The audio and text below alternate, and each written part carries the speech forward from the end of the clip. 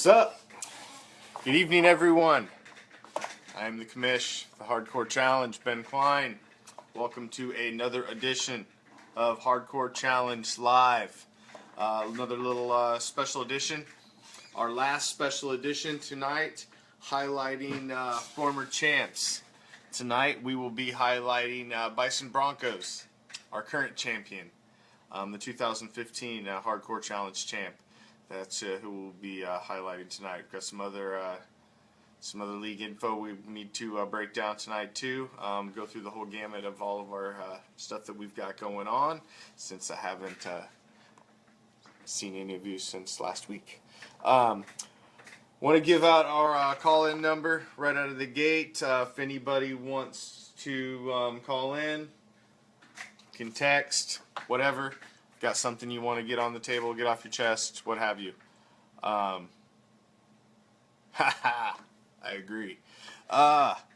Bison Broncos, owned by Kent Schmidt, who joined our league in 2011 through a referral process from myself.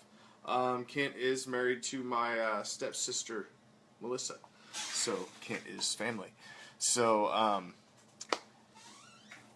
we were, like I said before, 2011, we had some holes from the 2010 season. That was the season we stepped up to 20 owners from the previous 12 owners team league, and we had a lot of fails that first 2010 season. So Kent filled one of the holes that we had coming into the 2011 season. Bison Broncos joined the league as a member of the Great White North to begin with. In 2011, they started out with a less than stellar 4-10 record in their inaugural season in the Hardcore Challenge. They bounced back strong in 2012, though, as they moved into the Elite East Division. They rattled off a 10-4 record, locked down a division crown, and headed into their first Hardcore Challenge playoffs. First postseason was in 2012. Bison Broncos won their first and second round playoff game in that 2012 postseason before falling to Donkey Punch in the Super Bowl to end a spectacular second season with a disappointing loss. They came back even stronger in 2012.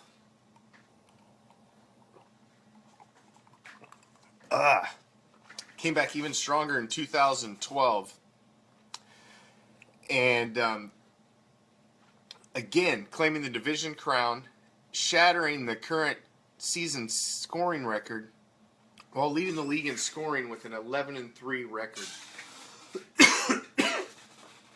They were the only team with double-digit wins that year. They came in with the number 1 seed and a first-round bye.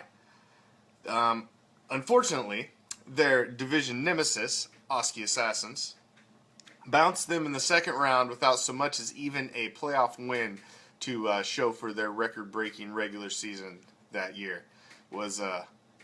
Bison Broncos was on a run that season, start to finish, and to see them leave without even so much as a playoff win was kind of a shocker that season.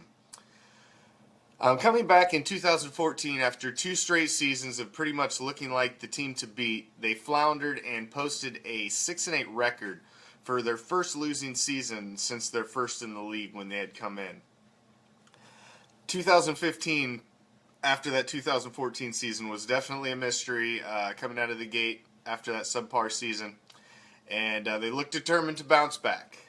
Bison Broncos rattled off another impressive regular season, finishing with another division title, another 10-4 record, and they earned the number 2 seed and a first-round bye going into the playoffs in 2015. They cruised through the playoffs, meeting league powerhouse, I'm thinking Arby's, in the Super Bowl. Bison Broncos finally sealed the deal with a tight 6-point victory to finally raise the cup as the 2015 league champion. Bison Broncos. Kent Schmidt, our current reigning champion. Statistically, Bison Broncos is among the top teams in the league historically. Them sealing the deal last year with the Super Bowl win really solidifies them, I would say, easily in the top 5 historically, power-wise in our league. The Super Bowl win last year really sealed the deal on that. Bison Broncos is currently carrying a career regular season record of 41-29 with a 58.6% winning percentage. It's a solid winning percentage, solid regular season winning percentage. They have won 3 division titles and have made the playoffs 3 out of the 5 years they've been in the league. They have a career playoff record of 4-2. They have 2 Super Bowl appearances, and the distinction that puts them, that distinction right there puts them in a group of only 3 owners in our league that have had more than a single playoff or Super Bowl appearance. That right there puts them high up in the league. There's only 3 teams. Oski Assassins has made 3 Super Bowl appearances. I'm thinking Arby's has had 2, and Bison Broncos has also had 2. All 3 of those teams have won 1 championship. So, besides the fact that I'm thinking Arby's owns pretty much every other record as far as playoff appearances, division titles, what have you, I still say that gives them a little bit of the edge. Even though Oski Assassins has been to 3 Super Bowls, which is pretty darn impressive in itself. Defending champ obviously looking to come out to be the first repeat champion the league has ever had. We have never had a repeat champion. We've never had a champion to win twice, let alone a repeat champion. A repeat champion would be freaking phenomenal. But he's going to have to get that done without his cornerstone, who retired at the end of the 2015 season. The guy that he has carried ever since he joined the league, Peyton Manning, no longer with him. So he's going to have to find a quarterback this season. So that should be interesting.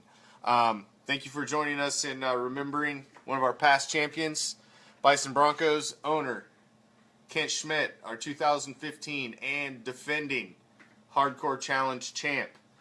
Go up to call-in number once again, in case anybody has anything they want to say, what have you. And just want to break down a couple things in league business. First off, VP election. VP election is tight. I just checked the league homepage. There are only 4 votes left out there. 4 owners need to cast their vote. If you're one of those 4 owners, you've got 4 guys to vote for. 2 of them have kind of pulled away from the other 2, and they are tied right now. We do not have a solid winner right now. We've got a tie. We've got 2 guys that are starting to pull away. We've got Tom, I'm thinking Arby's, and J-Dub, Donkey Punch, Matt, Beaver Street Roar, and Ben, Methley, Stinky Pinky. One of those 4, bottom right-hand corner of your league homepage on NFL.com. Go cast your vote if you're one of those 4 people that have not cast your vote yet. There are only 4. And voting ends Sunday. Ballots close Sunday. So please, let's not have a tie. I don't want to see a tie. We've never had a tie. I don't want to have to deal with a tie. That's just, we don't have to deal with that. So if you're one of those 4 people, go cast your votes. We've got a tie right now. So we can't have a tie. That's no way. The other thing, the tiebreaker rule that the ballot was up, that is closed. We've basically seen enough on that. Tiebreaker is going to be changed. You should see that rule posted on the league homepage and the message board. I'm going to change that tomorrow. That the new tiebreaker rule will be head-to-head. Fantasy points will come in, down the road, further down the ladder of tiebreakers, but the number 1 tiebreaker will be head-to-head. How you fared against your competition, which is really the way it should be. One other thing, keepers. Keeper lock date is Sunday. Sunday's a huge day, people. August 28th. It's a huge day. That is when the VP election ends. That is keeper lock date. That is also when your buy-ins are due. If you haven't paid your buy-in yet, I think there's like maybe 7 of you or so that haven't paid your buy-in yet. If you haven't paid it, please get that paid. If you haven't got an invoice from the league PayPal, please let me know so we can, because obviously I got your wrong email or something, because I sent them all to the same emails that I sent them to last year. So something's wrong if you didn't get one. So if you didn't get one, let me know. So VP election, Sunday. Keeper lock date, Sunday. Buy-ins due Sunday. Back to the keepers. You have 5. You have to select from last year's roster.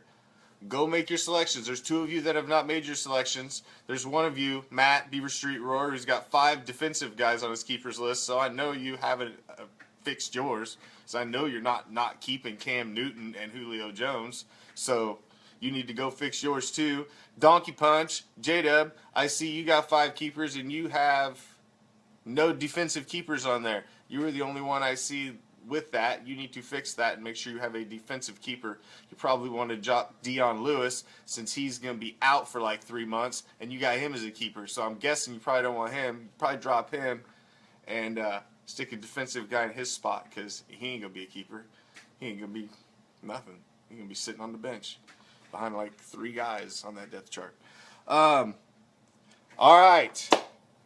Biggest news other than the season starting. Tomorrow night's show is basically my kind of kickoff to get us ready for the season. Tomorrow night's show, if you have not watched an episode of any of the Hardcore Challenge Lives, I'm going to advertise this one a little bit. If you haven't watched any of the shows and this is the only one you watch, well, then you need to watch this one. This is going to be a State of the Hardcore Challenge address. It is going to let you guys know what the future is for the Hardcore Challenge. We've got big changes planned for next season. Big changes. And we're going to unveil it all tomorrow. That's what the whole show is going to be, basically. So stay tuned, because next season we've got some big changes, because the following season is our 10-year anniversary. So we've got some big stuff we want to do for that too. But it all starts next season, and we're going to drop all that info on you tomorrow. So tune in. Hopefully we can get some more people on here live. That way, if you guys are going to have some questions about what we're going to drop on you tomorrow. So everybody tune in tomorrow, 10 o'clock, same time, same place. We'll see you tomorrow for another edition of Hardcore Challenge Live, State of the Hardcore Challenge address. Make sure you're here. You're going to want to get all of this. We're going to drop some stuff on you for what to expect for next season.